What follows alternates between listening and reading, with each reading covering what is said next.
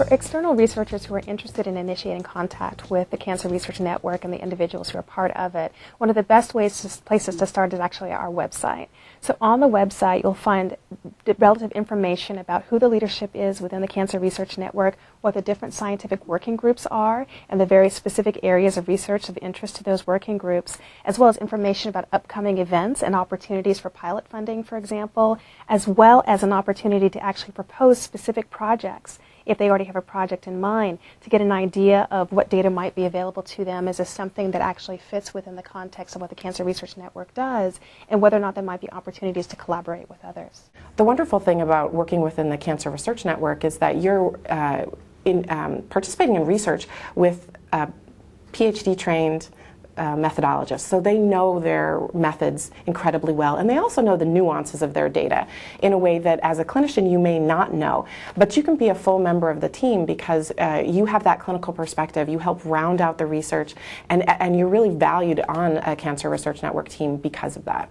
But what we were historically missing when we just looked at our data was the clinical context. So when we were able to bring on board clinical oncologists from Dana-Farber, which is a premier prominent cancer center, along with oncologists and health services researchers within our own plans, we were really able to better address the clinically and policy relevant issues around this topic. So the way I learned about the Cancer Research Network is I work closely with a collaborator who is a group health cooperative, which is one of the sites of the Cancer Research Network. Her name is Diana Miglioretti, and she's become even more active in the Cancer Research Network since that time.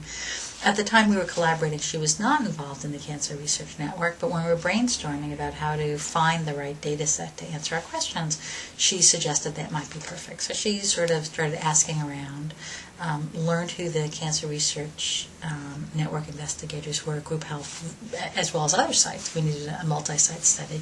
And then so she and I both started contacting CRN investigators to find a number that were willing to work with us and had overlapping interests. It takes some work to work with the Cancer Research Network. On the one hand, they are an amazing collaboration, and they have really great investigators who have a lot of interest in a lot of topics and really amazing data. On the other hand, they're not willing to just hand you the data. They're looking for collaborations where it's an interesting learning experience on both sides. And so you need to find someone who will be your collaborator, your local PI, who's really interested in the topic.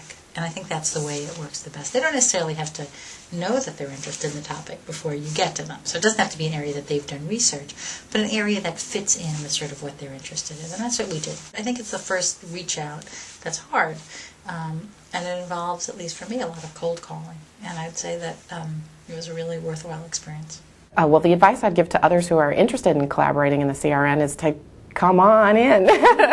Really, make contact, reach out, because we're very excited to collaborate with external researchers who are interested in cancer research and the way that we provide cancer care.